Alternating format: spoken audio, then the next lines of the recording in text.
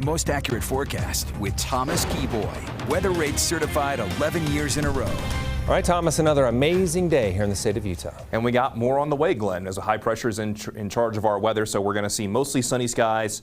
Overnight lows similar compared to what we've gotten used to over recent days, and daytime highs that are going to be very similar as we go throughout our Thursday and Friday before we start to see some subtle changes this weekend. I think by Sunday we bring in the chance for a few showers and thunderstorms down in southern Utah, and then by the middle of next week, that's when we could see some big changes and possibly our first real fall cold front in the Beehive State. We'll talk more about that in just a moment, but starting off with the storm tracker radar, the only spot that we're really seeing any wet weather is down in southwestern Utah, generally in the higher terrain, but as these thunderstorms have worked their way south, they've been fading away rather quickly, but there is a thunderstorm just to the east of Orderville that's just north of Kanab, and that thunderstorm that we were watching that was north of Kanab, for the most part, has since fizzled away. So anything that develops likely going to fade away rather quickly, and once we get into the evening, we'll go to mostly clear to partly cloudy skies across the state. Once we lose that daytime heating, the chance for wet weather more or less comes to an end.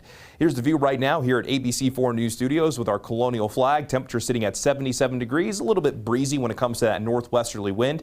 It just feels fantastic outside, even though our temperatures are ranging about 5 to 8 degrees above average. But as mentioned in the headlines, we're going to see very similar weather for our Thursday with an overnight low in the upper 40s and low 50s for some spots along the Wasatch Front, closer to the middle 50s in the Salt Lake Valley with an overnight low of 53 degrees. But those daytime highs maybe a degree or two warmer compared to what we saw this afternoon. 80 degrees in Salt Lake City, 71 degrees in Roosevelt. Then as we make our way into central Utah, daytime high of 72 in Vernal, 76 in Green River, 76 degrees in Fillmore. Then down in southern Utah, a daytime high of 65 in Bryce Canyon, 88 degrees in St. George, and 68 degrees in Blanding. Mostly sunny to partly cloudy skies with only a slim chance, less than 10%, for seeing a few showers in southern Utah, generally in the higher terrain. So as we begin the Futurecast, 6 o'clock this evening, see that those showers are being picked up by the Futurecast, but as quickly as we get to 8 o'clock, we lost the daytime heating.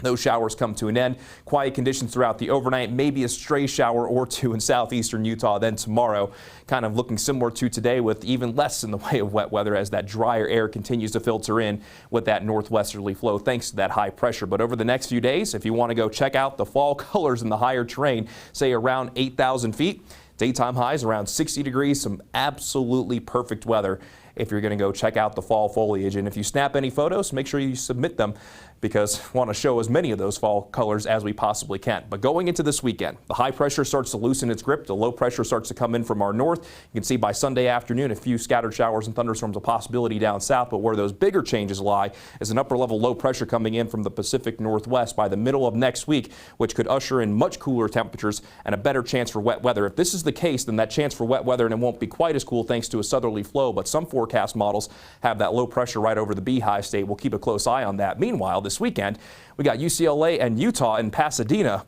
where temperatures will be around 90 degrees, and then BYU taking on Notre Dame in Las Vegas.